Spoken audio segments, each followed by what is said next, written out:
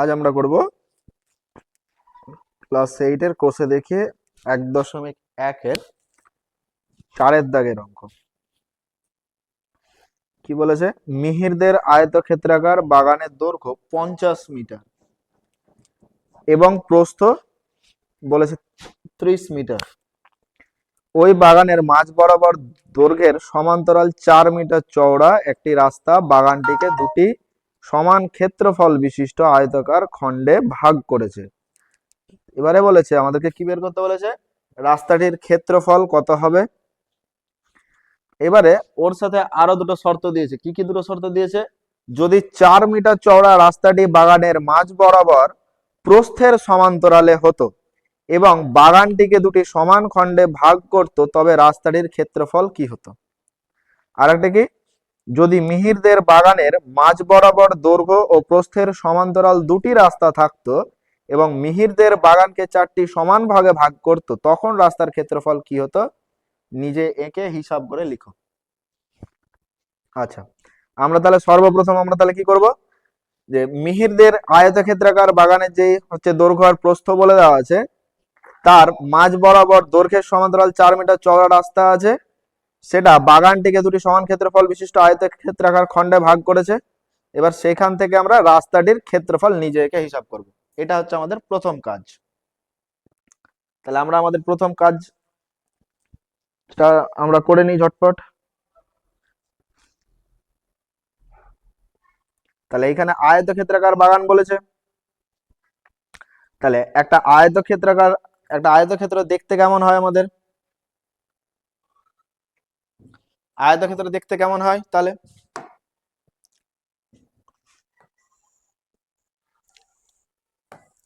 আমরা প্রশ্নটা আমরা একটু উপরে দিকে একটু তুলে দিলাম। আচ্ছা, তাহলে একটা আয়তক্ষেত্রাকার এরকম দেখতে হয়। এইবারে এই আয়তক্ষেত্রাকার বাগানের আমাদের কি বলে দেওয়া আছে? দৈর্ঘ্য বলে দেওয়া আছে 50 মিটার।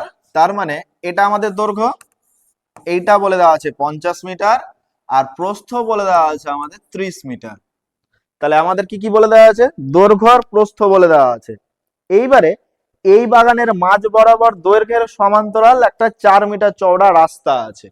তাহলে মাঝ বরাবর যদি একটা 4 মিটার চওড়া একটা যদি রাস্তা থাকে, তাহলে সেই রাস্তাটা আমাদের কিরকম হবে?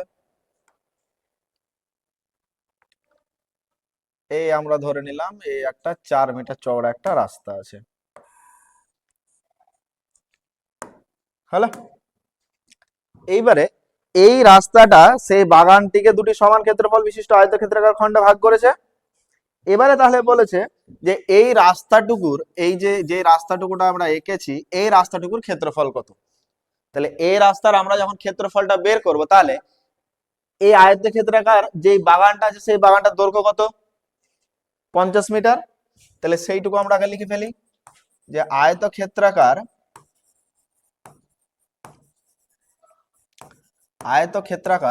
বাগানের দৈর্ঘ্য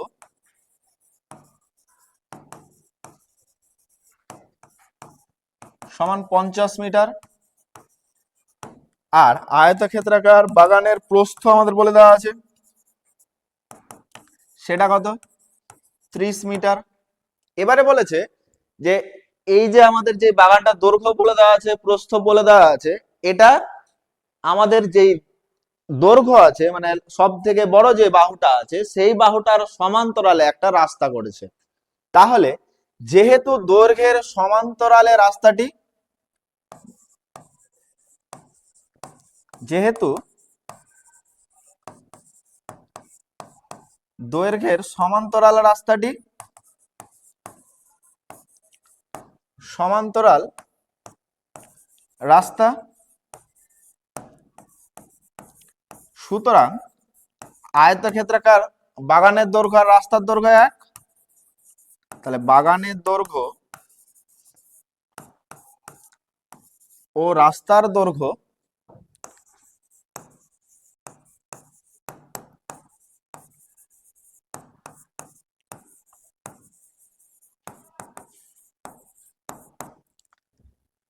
যেহেতু সেই রাস্তাটা আমাদের দৈর্ঘ্য বরাবর গেছে, দৈর্ঘ্য বরাবর যাওয়ার কারণে সেই রাস্তাটার দৈর্ঘ্য আমাদের বাগানের দৈর্ঘ্যের বরাবরই হবে। তার কারণ এটা যদি বাগানের এটা যদি দৈর্ঘ্য যদি হয়, তাহলে তার সমান্তরাল এবং তার সাথে সমান, তাহলে রাস্তাটাও আমাদের এই বরাবরই গেছে, রাস্তাটা নিশ্চয়ই তার থেকে বেশি যায়নি। তাহলে এই বরাবর রাস্তাটা যদি যায়, তাহলে এর দৈর্ঘ্য যদি 50 মিটার হয়, তাহলে এর দৈর্ঘ্য 50 মিটার হবে। সেই জন্য আমরা লিখলাম যে যেহেতু দৈর্ঘ্যের সমান্তরালে রাস্তা, সুতরাং বাগানের দৈর্ঘ্য আর রাস্তার দৈর্ঘ্য একই হবে। এবারে বাগানের দৈর্ঘ্য আর রাস্তার দৈর্ঘ্য যখন এক, এইখানে আমাদের রাস্তাটা চওড়া কতটা বলেছে? রাস্তাটা চওড়া বলেছে আমাদের 4 মিটার। তাহলে রাস্তার চওড়া, আচ্ছা, আমাদের একটা একটা শব্দ আমাদের সবসময় মাথায় রাখতে হবে, যে যেখানে চওড়া বলবে সেই চওড়া শব্দের অর্থ হচ্ছে সেই রাস্তাটার প্রস্থ। কি সেই রাস্তাটার প্রস্থ। তাহলে রাস্তার চওড়া বা প্রস্থ কত মিটার বলেছিল? 4 মিটার। তাহলে আমরা রাস্তার দৈর্ঘ্য জানি, এইখান থেকে আমরা পেয়েছিলাম, এইখান থেকে আমরা রাস্তার দৈর্ঘ্য পেয়েছিলাম, এইখান থেকে আমরা রাস্তার দৈর্ঘ্য কত পেলাম স্যার? 50 মিটার পেয়েছি। আর এইখানে আমরা প্রস্থ পেয়ে গেছি কতটা? 4 মিটার। তাহলে রাস্তা যখন দৈর্ঘ্য আর প্রস্থ পেয়ে গেছি, তখন আমরা সেই রাস্তার ক্ষেত্রফলটা বের করে নিতে পারবো। তাহলে অতএব রাস্তার ক্ষেত্রফল, আচ্ছা, এইবারে আমাদের এখানে দেখো রাস্তাটা 50 মিটার চওড়া হয়ে গেল, এই 50 মিটার লম্বা হয়ে গেল, আর রাস্তাটা চওড়া হয়ে গেল 4 মিটার। তাহলে এই দিকটা হচ্ছে 4, এই দিকটা হচ্ছে 50। এটা আমাদের কার মতন দেখতে? আয়তক্ষেত্র। তাহলে সেই আয়তক্ষেত্রের আমাদের ক্ষেত্রফলের সূত্র কি? আয়তক্ষেত্রের ক্ষেত্রফলের ফর্মুলা হচ্ছে দৈর্ঘ্য গুণ প্রস্থ। দৈর্ঘ্য গুণ প্রস্থ। তাহলে এইখানে হয়ে গেল 50 গুণ 4। যেহেতু মিটার ছিল, তাই ক্ষেত্রফলে আমরা কি লিখবো? বর্গ মিটার, সমান হয়ে গেল 200 বর্গ মিটার। এইটা আমরা আমাদের প্রথম উত্তর আমরা পেয়ে গেলাম। এবারে আমাদের এইখানে দ্বিতীয়বারে কি বলা হয়েছিল? দ্বিতীয়বারে আমাদের বলা হয়েছিল যে যদি সেই 4 মিটার রাস্তাটি বাগানের মাঝ বরাবর প্রস্থের সমান্তরালে হতো, তাহলে এতক্ষণ পর্যন্ত আমরা রাস্তাটা দেখলাম এই বরাবর, এইবার আমাদেরকে বলেছে রাস্তাটা এই বরাবর, কি তাই তো? এতক্ষণ পর্যন্ত রাস্তাটা লম্বা বরাবর ছিল, এইবারে রাস্তাটা উপর নিচ বরাবর হবে। তাহলে আমরা দেখি রাস্তাটা উপর নিচ বরাবরে কতটা হয়েছে বলবি। তাহলে এই হচ্ছে এ। তাহলে এখন সেই জমিটা এরকমই আছে, এইটা হচ্ছে 50 মিটার, এইটা হচ্ছে 30 মিটার। এবারে বলেছে যে সেই 4 মিটার রাস্তা লম্বাটা সেটা হচ্ছে প্রস্থ বরাবর। তাহলে সেই রাস্তাটা যদি প্রস্থ বরাবর যদি হয়, তাহলে সেই রাস্তাটা কতটা হচ্ছে? এই হলো রাস্তা, আমাদের এই হলো রাস্তা। তাহলে এক্ষেত্রে আমাদের রাস্তাটা আমাদের প্রস্থর সাথে আমাদের সমান্তরাল আছে, সমান আছে। তাহলে এতক্ষণ পর্যন্ত আয়তক্ষেত্রের যেটা প্রস্থ ছিল, সেটাই এখন তাহলে আমাদের রাস্তাটার দৈর্ঘ্য হয়ে গেল, হ্যাঁ কি না? তাহলে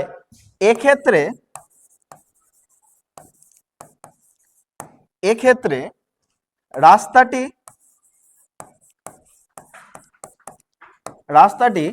প্রস্থ বরাবর, এক্ষেত্রে রাস্তাটি প্রস্থ বরাবর। তো রাস্তাটি যখন প্রস্থ বরাবর, তখন রাস্তাটির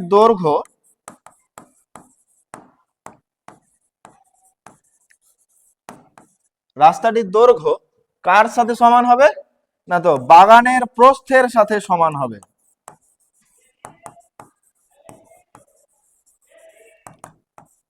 বাগানের প্রস্থের সাথে সমান। তাহলে এখন যেহেতু সেই রাস্তাটির হচ্ছে দৈর্ঘ্যটা বাগানের প্রস্থের সাথে সমান, সুতরাং সেই রাস্তাটির আমাদের দৈর্ঘ্য কত? রাস্তাটির দৈর্ঘ্য তাহলে কত হচ্ছে? রাস্তাটির দৈর্ঘ্য হচ্ছে 30 মিটার। আর সেই রাস্তাটির প্রস্থ কতটা হচ্ছে? প্রস্থ বা চওড়া, রাস্তাটি শুরু থেকেই কতটা চওড়া ছিল? শুরু থেকেই চওড়া ছিল সেই রাস্তাটি 4 মিটার। আমাদের কতটা চওড়া ছিল রাস্তাটি? 4 মিটার।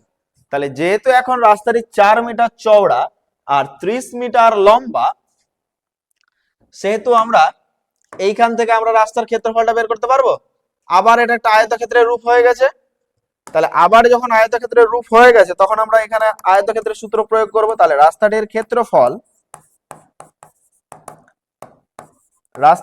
ক্ষেত্রফল সমান দৈর্ঘ্য গণিত প্রস্থ। দৈর্ঘ্য গুণ প্রস্থ অর্থাৎ 30 গুণ 4 বর্গ মিটার। তাহলে হয়ে গেল 120 বর্গ মিটার।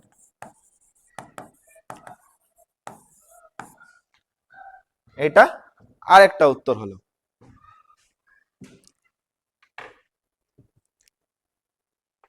এইবারে আমাদেরকে পরবর্তী বি, আমাদেরকে কি বলা হয়েছিল বিএডটাতে? আমাদের বিএডটাতে বলা হয়েছিল যে সেই রাস্তাটি আমাদের, যে রাস্তাটি আছে সেই রাস্তাটি আমাদের কিসের সাথে সমান্তরাল বলা হয়েছিল?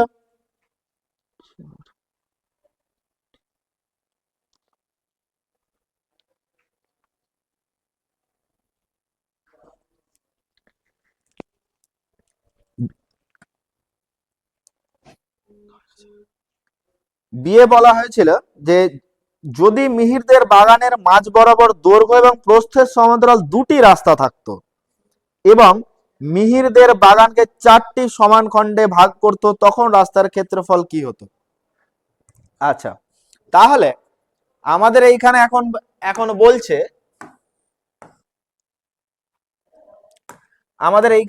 বলছে, যে এই ছিল আমাদের দৈর্ঘ্য আর এই ছিল আমাদের প্রস্থ। প্রস্থ ছিল 30 আর দৈর্ঘ্য ছিল 50।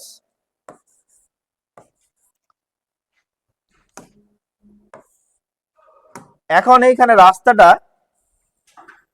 একটা দৈর্ঘ্য বরাবর গেছে আর একটা প্রস্থ বরাবর এসেছে।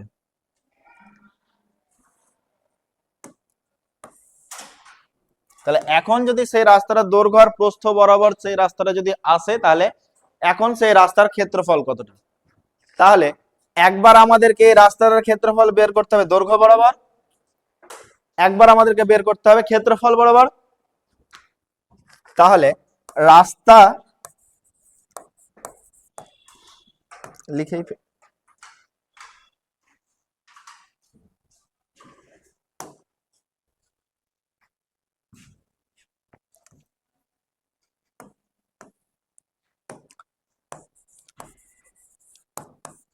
তাহলে দৈর্ঘ্য বরাবর রাস্তার ক্ষেত্রফল কতটা?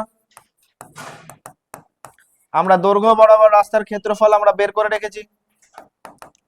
কতটা বের করে রেখেছিলাম? 200 বর্গ মিটার। আমরা এই সোজা এইভাবে লম্বা রাস্তার আমরা ক্ষেত্রফলটা বের করে রেখেছিলাম। কতটা বের করে রেখেছিলাম আমরা? 200 বর্গ মিটার। এই বরাবর রাস্তাটা আমাদের কতটা ছিল? 200 বর্গ মিটার। আবার প্রস্থ বরাবর সেই রাস্তাটার ক্ষেত্রফল আমরা কত বের করেছি? 120 বর্গ মিটার।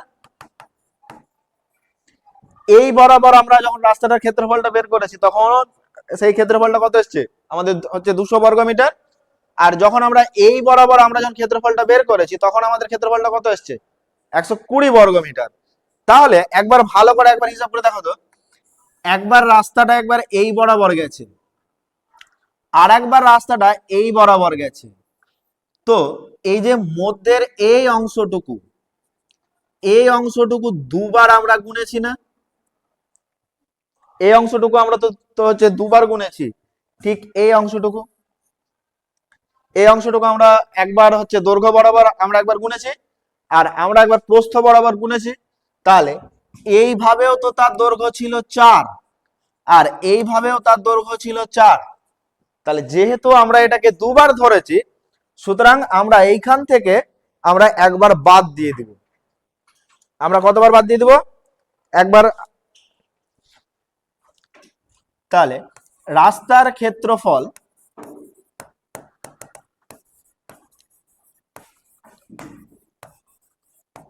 সমান, আগে দৈর্ঘ্য বরাবর ছিল 200, ওর পরে পেয়েছি 120। সেইখান থেকে আমরা এই অংশটুকুকে আমরা যেহেতু দুবার ধরেছি, সুতরাং এই অংশটুকুকে আমরা একবার বাদ দেব, সেইটা বর্গক্ষেত্র। বর্গক্ষেত্র হওয়ার জন্য বাহু গুণিত বাহু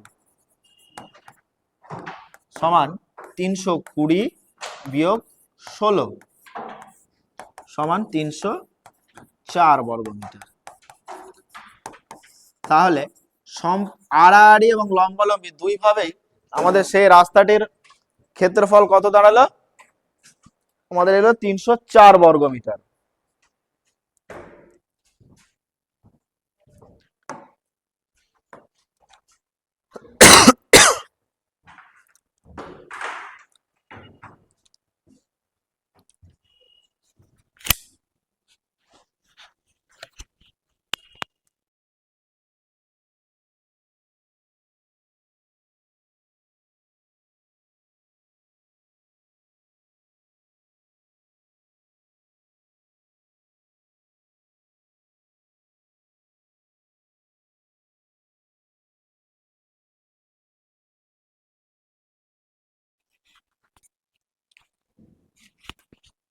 হয়ে গেছে সব?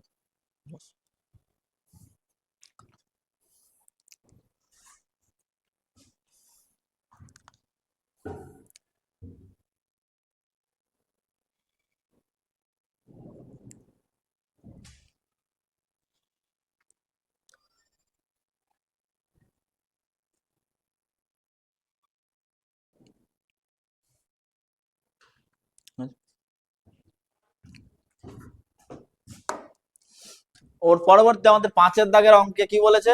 আমাদের বাড়ির পাশে পাপিয়াদের একটি আয়তক্ষেত্রাকার জমি আছে। এই আয়তক্ষেত্রাকার জমির দৈর্ঘ্য 48 মিটার এবং প্রস্থ 26 মিটার। এখন এখন কি করেছে? এখন পাপিয়ারা তাদের জমির চারিদিকে 4 মিটার রাস্তা ছেড়েছে, যে সেই রাস্তাটা ছেড়ে তারা বাড়ি তৈরি করবে। তাহলে হিসাব করে দেখি যে পাপিয়ারা কত বর্গ মিটারে তাদের বাড়ি তৈরি করবে। মানে এইখানে আমাদের বলা হয়েছে যে এই একটা জমি আছে, যার দৈর্ঘ্য বলে দেওয়া আছে 48 মিটার আর প্রস্থ বলে দেওয়া আছে 26 মিটার। তাহলে আয়তক্ষেত্রাকার জমির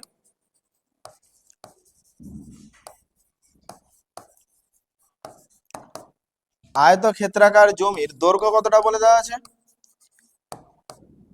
জমির দৈর্ঘ্য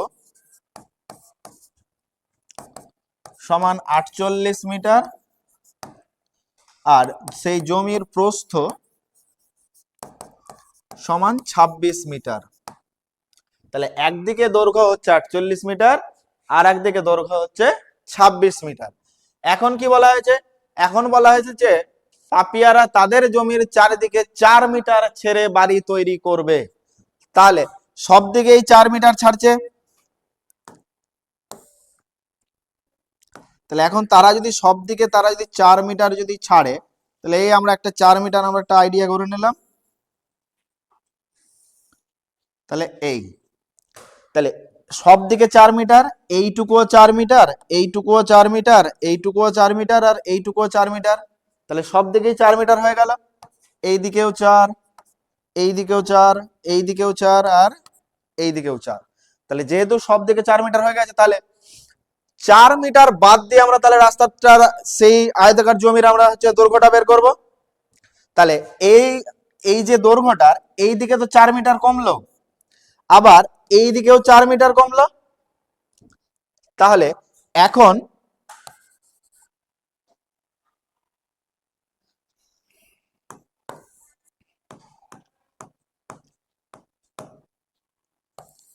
এখন 4 মিটার ছাড়ার পর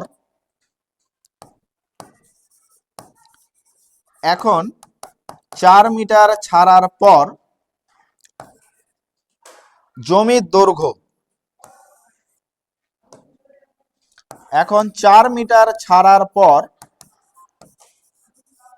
জমির দৈর্ঘ্য সমান কত হচ্ছে? তাহলে 48 আগে থেকে ছিল, এইদিকেও 4 মিটার ছেড়েছে, ওইদিকেও 4 মিটার আমাদের ছেড়া হয়েছে, তাহলে 2 গুণিত 4, দুই দিকে যেহেতু আমরা ছেড়েছি, তাহলে হয়ে গেল 48 বিয়োগ 8 অর্থাৎ 40 মিটার। 48 বিয়োগ 8 অর্থাৎ 40 মিটার। এখন সেই 4 মিটারটা আবার আমরা প্রস্থ বরাবরও ছেড়েছি, তাহলে সেই 4 মিটার ছাড়ার পর প্রস্থ তাহলে কতটা হচ্ছে? তাহলে প্রস্থ আমাদের ছিল 26, সেইখান থেকে আবার দুই দিকে 4 মিটার করে ছেড়েছি, তাহলে 26 বিয়োগ 8 অর্থাৎ 18 মিটার। তাহলে আমরা জমির আমরা এখন বর্তমানে পাপিয়াদের বাড়ির আমরা দৈর্ঘ্য কত পেয়েছি? 40 মিটার, আর আমরা প্রস্থ কত পেলাম? 18 মিটার। এখন আমাদেরকে কি বের করতে বলেছে? পাপিয়াদের হচ্ছে বাড়িটা কত বর্গ মিটারে তৈরি? আমাদের বর্গ মিটার কার একক হয়? বর্গ মিটার হয় ক্ষেত্রফলের একক। তাহলে আমাদেরকে কি বের করতে হবে? পাপিয়াদের বাড়ির ক্ষেত্রফল। তাহলে পাপিয়াদের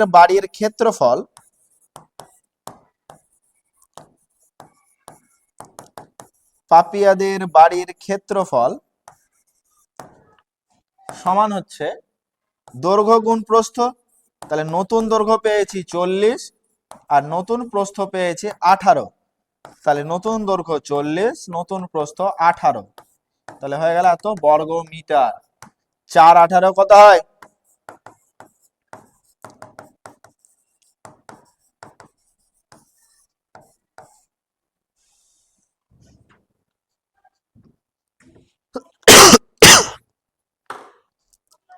চলো আজকের মতন শেষ।